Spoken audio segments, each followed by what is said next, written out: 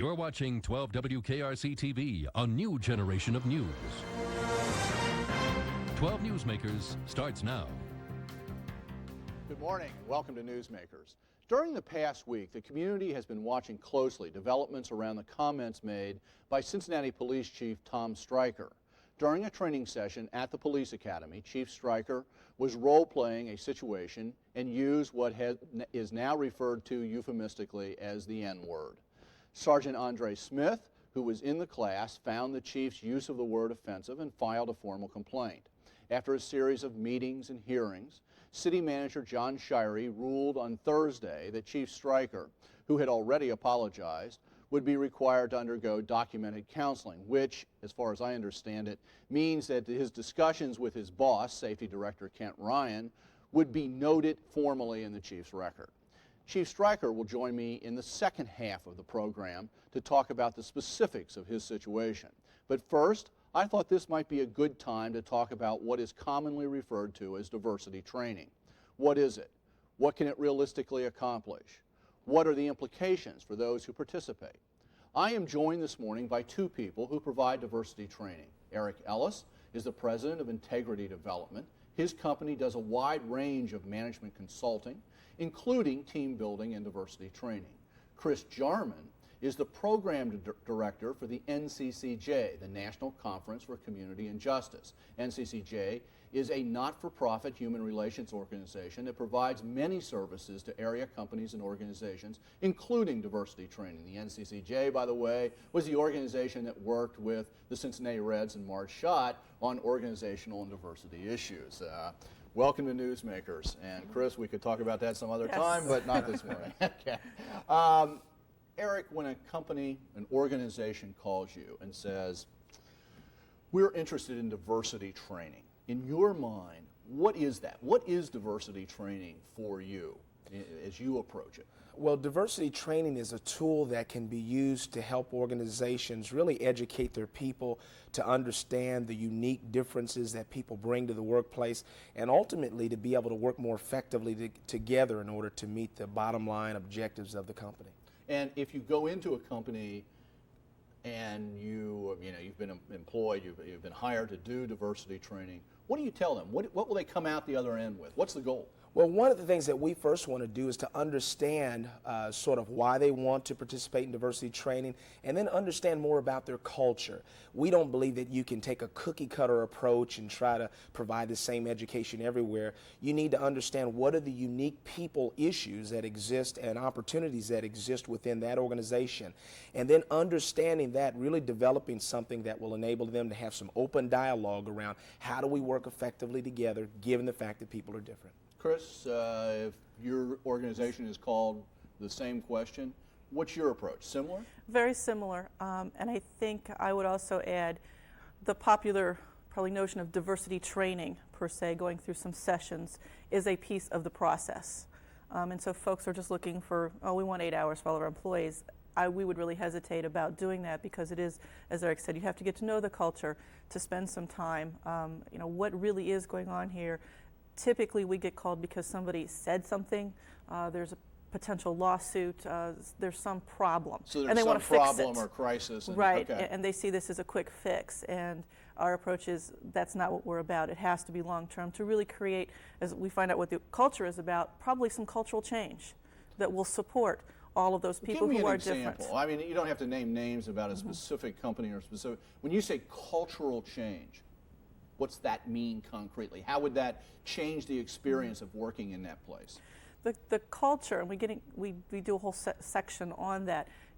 What is it about your company that makes it unique? When you come here, what are the rules, written and unwritten? What are the values? What are the customs, the traditions, the language? All of those things that we typically think about culture when we hear the word out just regular in conversation, that applies to an organization as well. We all have our own particular cultures. And as you mentioned, with the police department, we do some training with Tri-State Regional Community Policing Institute, and that's one of the pieces of community policing that departments have to think about. The law enforcement culture is very unique, and a lot of times that's what really is causing the problems between the officers and the citizens, because there's very different cultural clashes in terms of values and practices and customs and all of those things. So is it a matter, Eric, of helping people become aware of these tensions between cultures, inside the culture, or is it actually trying to change somebody's culture? Right. One of the things that we recognize is that it's not necessarily about changing people's belief systems. One of the misnomers about diversity education, and maybe one of the ways that diversity educators have approached diversity, is to really try to change people's belief systems. People in society have just wholesale dismissed that, have said, hey, I don't want people to change my beliefs. What it is about is really looking at our workplace behaviors and how do we create an effective community where people can work effectively, where they can respect each other and understand each other. So that's really, we recognize that diversity training is, again, one piece of the pie. We believe that you need to develop a real strategic plan around how you're going to build the systems that will support diversity education. Okay. You know, Chris, obviously, both of you have said, depending on what group you're working with, you have to understand that group. Would it be true to say that where that group is sort of headquartered makes a difference? So if you're doing work with an organization in Cincinnati, the issues and the dynamics are one thing. But if you're in New York City or in Chicago, around this area of diversity, it makes all the difference in the world, because Cincinnati is a not very diverse place compared to those other places. Would that be fair?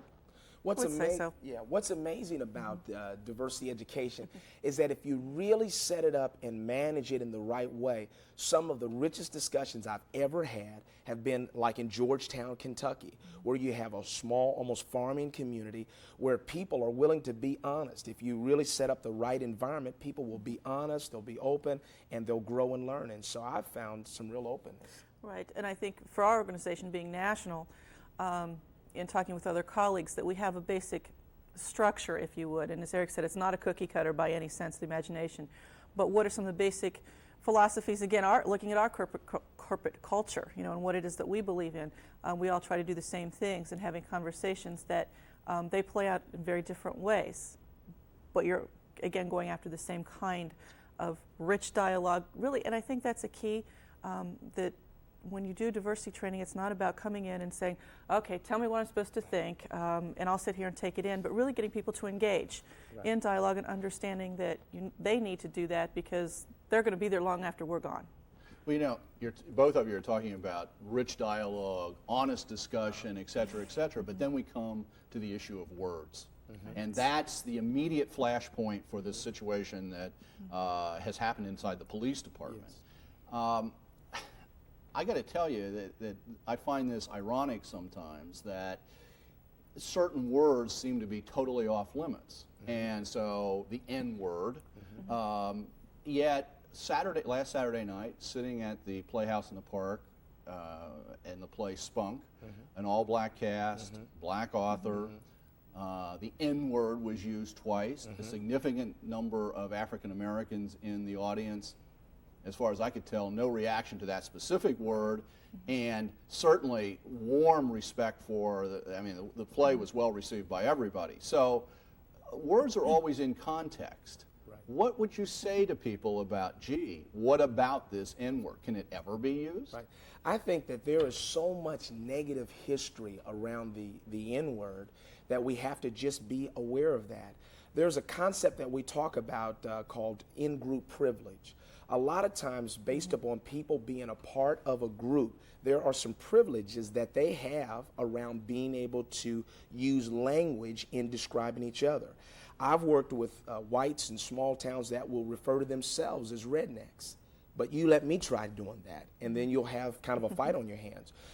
If you have people that are even larger, they can call each other all kind of names around weight and size. But if somebody that's smaller tries to do that, they're not afforded the same privilege. Yeah, but how does that work inside one of these group processes that you formally go in, and you know, is it that white should never use the N-word? Well, let me add this, and then you can jump in. There are a number of hot buttons that exist for people, and I think that as you're trying to, the real question is, do I want to respect you? And if I want to really respect you, then I've got to find out what it takes to do that. And so that's what we teach people, is how to ask the right questions in order to understand the kinds of things that can be disrespectful and the kind of things that can be respectful. There are some general patterns around that for people that you can learn about, but ultimately you've got to connect with the individuals. But what about in this formal training session situation where you're asking people to be honest? Right, and I think, and this is just my own, in our kind of organizational philosophy, that there's probably times and places to do that, and certainly that comes into play. Eric talked a little bit about the in-group privileges. Then there's also the whole dynamic of power and privilege, which is a real tough concept for folks to understand. And if you're doing it, I think, in the context of a training with role plays where we're employees and we're going to do a little presentation and go back and forth, it's probably going to be taken differently as we're role playing as coworkers and using it as an example, as opposed to our boss saying it, because there's that whole power dynamic there. So is that what you think maybe was going on here with I think the Streicher that might be situation? a good piece of it, certainly. Right. And the other thing is, what I have found is that where there is a strong relationship, people are more lenient, more open to things that happen that really don't feel as respectful because there's a strong relationship. What I believe is that there may have been kind of an absence of a great relationship there between the chief and Andre, and this just sort of magnified that and sort of got blown up a little bit. Right. You know, it's interesting, though. I mean, I mentioned the play before. As a historian, I'm dealing with documents that that word comes up in all the time. Your boss faxed me this morning a poem by Conte Cullen using the word and its impact on him.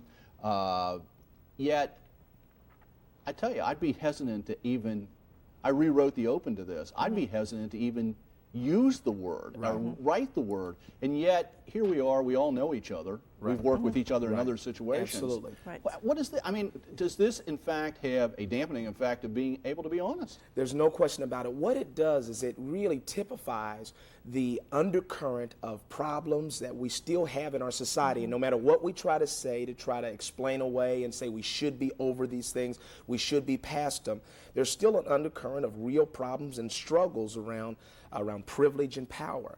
I think that in this example, you know, with the chief having power like that, that when that gets into the community, even though I believe that he tried to use this for the right reason, and he really tried to use it to provide some education around what we won't tolerate and the systems that we're putting in place to try to buffer that, you know, it still gets kind of blown out. When something like this happens, okay, in one of your formal sessions, processes, let's not just call it a session, but a total process, something like this happens, somebody says something, this word or something else, and things blow up.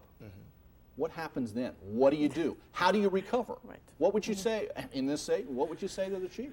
Or what would you say to anybody who finds themselves in that sort of conflict? Right. I think Andre had said earlier about, you know, allowing ourselves to be human, first of all. And I think that's the real tough part for Chief Streicher, because law enforcement personnel, just because of their job, are held to a higher standard. And then if you're the chief, you know, you're even up there farther. And I think we do it with our clergy and with, you know, teachers and people like that also, who we perceive to be up there. And when they make a mistake, it's huge. And we forget that they're just people. And those of us who do this work for a living, we goof up too. And that's the real tough part. You know, first of all, he's human. He goofed. Okay, acknowledge it. And I think he has, in terms of his conversations with Andre and saying, you know, yeah, I need to apologize for this. I think that there's a difference between what we saw with John Rocker and what Chief Streicher did. And I think that it's important for John Rocker being the baseball player. Yeah. What I think is the difference, when I first heard John Rocker come out, okay, people say slanderous things and they make mistakes. When he first came out and apologized, I was like, well, hey, let's let people recover. And then I saw sort of almost an arrogance that feels like, hey, I got support. Every mall I went to, I was supported. And so I almost feel like there was no repentance on his part. What we see with Chief is really quite different in my view. Here's a man that was trying to use the word as an example to teach people that we want to make sure that we're doing the right thing. When he realized that a mistake was made, he came with a genuine apology, and I think genuine remorsefulness. When you get that, I think that we've got to be able to allow people to recover. That what we do with a Chief Streicher in a situation like this sends out a huge message to the rest of our city. If he's not able to recover from this, then other people will just go underground with a lot of their frustrations and concerns about this kind of thing. And we got less than 30 seconds. What does the community need to do to help that recovery? I think, as Eric said, okay, he made a mistake, and let's be able to move on from there, because it was not with malicious intent. And he realized when he was called on it, does that mean some of the leadership of the African American community needs to come out and say publicly, okay, we accept it and we're moving on? I think that the chief has to continue to develop that open dialogue with the Sentinels, with the African American community, and then we also have to, as people have, Odell Owens, others have really provided support. Okay. Thank you very much for being here. Good insight into what you do, and keep doing it, and I'll have you back in the future for sure. Thank you. Thank you. Thank you. Stay tuned. After the break, I'll be joined by Police Chief Tom Streicher.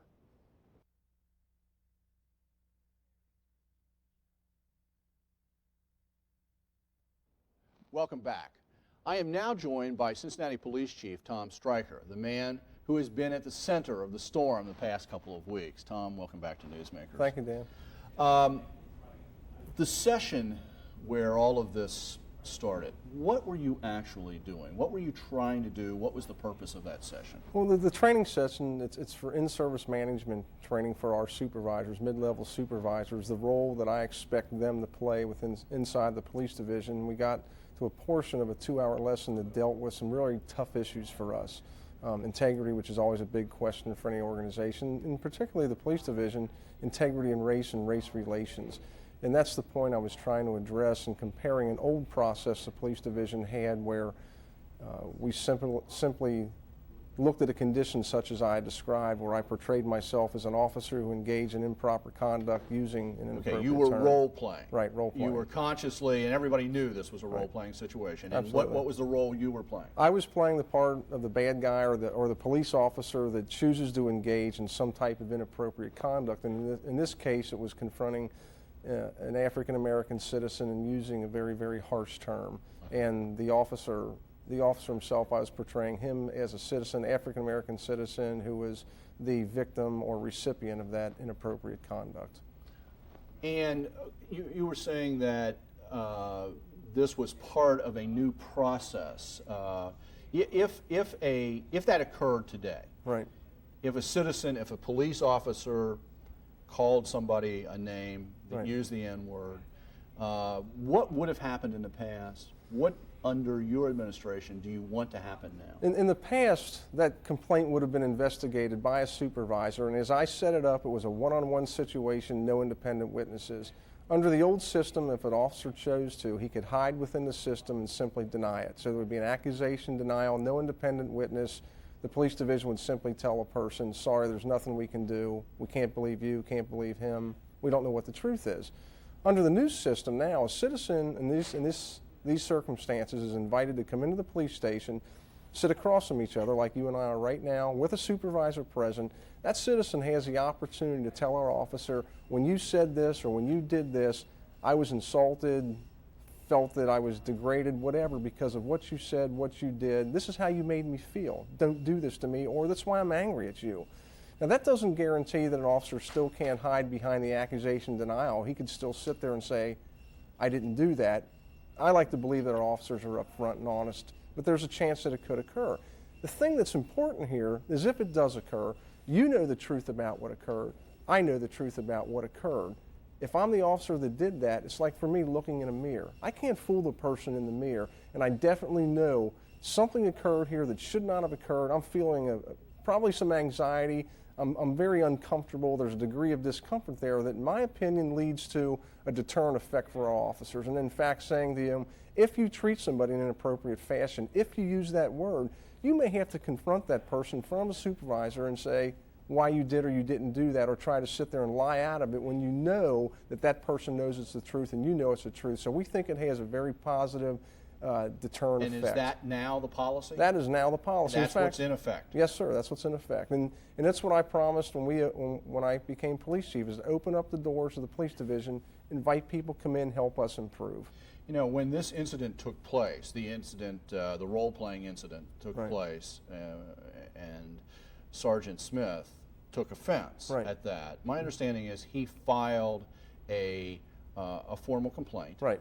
Was that the proper thing to do? Absolutely. Our process allows our police officers to report what they consider to be inappropriate conduct to a supervisor or the head of internal investigation section.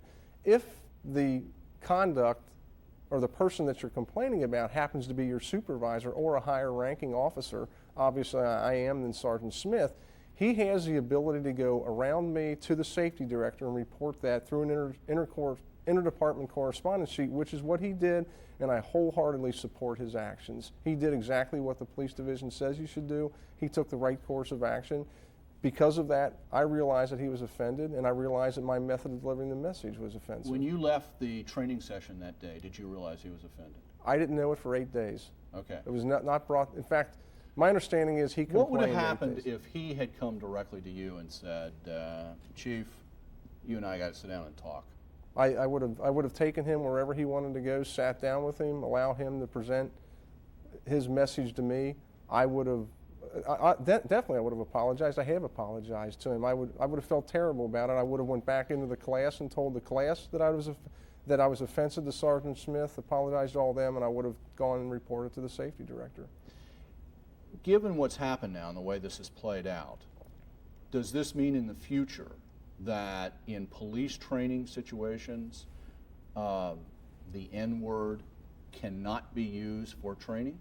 The decision that's been made by the safety director and myself and the city manager is that it should not be used. My understanding in doing some checking is that, for example, in training officers, police officers on a statewide basis, in fact, in other training situations in Columbus, it's used regularly on, because this is a realistic, I mean, the reality is that word is used on the streets. True. And so what happens to realistic training in this situation? Well, it's a harsh term. It's a very harsh term. It's difficult to come beyond that term. My thoughts in using it was to confront an issue head on that I thought needed to be confronted. If it becomes offensive in that manner, I think that the agency is going to have to grow at some point into realizing that there are other terms that need to be used. Perhaps we just need to term it as an inappropriate or a harsh term, something along those lines, because it should not be the intent of training to offend or harm any of our employees. Rather, it should be to find out, here's what you need to be aware of when you go into the street, and here's how you need to be conducting yourself. Yeah, but you know, on the other side, you know better than I do. Right. I got a feeling police officers hear lots of things on the street. How are they prepared, and how should they react to those? Well, you mean if an officer is called out on the street? Well, actually, if an officer is... Yeah, because the situation you were role-playing was the opposite, Right. where the officer called a citizen the Right. name. Well, but it goes the other way, too. Sure, it absolutely does. In fact, the courts have ruled that in a one-on-one situation, like I described, an officer, because of his training, is held to a higher standard. And that's not criminal conduct. In fact, the officer cannot be offended, according to past court rulings. So in the situation that I described, an officer would have to look beyond that term and kind of take up I guess, a mental attitude of sticks and stones can break my bones, names will never hurt me. And I'm not saying that as a fairy tale. That's truth and reality for us. In other words, an officer has to have thick skin. Oh, very much so. And what I'm getting at here is realistic training. Right. You know, if we don't do realistic training, will the officer get thick skin? And that's an issue. Well, and I think some of the things we can do is certainly employ the services of people who are very professional in this type of training, but also for us, perhaps it would have been better for me in that class, if I was going to use that term, to go in before the class with an officer or a group of officers and say, I'd like to use this term. Will anybody be offended here? I think it's got some value. And I think that's a better way, if it needs to be used, is to simply do that. What's your takeaway as a human being? What's your takeaway from this experience at this point? Well, my takeaway from this is very simply that some words are very, very offensive to people. And I think that it's incumbent upon myself as a leader of this organization and as a human being to realize that. No matter what the context is that you're using that word, some people will be offended by it, and I'm sure there are other words that other people would be offended by. My sole intent and desire was to confront an issue head on in a harsh term, in a harsh society that our officers work in, and try to get a message out. Not a word out, get a message. I'd like people to hopefully be able to look beyond the word that I use and realize the message that I was trying to present was one that, in my opinion, is very, very necessary in American policing. Well, we're out of time. Thank you very much for coming this morning and talking about it frankly, and good luck picking up and moving into the future. Well, I appreciate it, Dan. Thank you. Thank you for making Newsmakers a part of your Sunday morning. Join us again next Sunday to meet the women and the men who shape our region as we move into the future. Have a good week.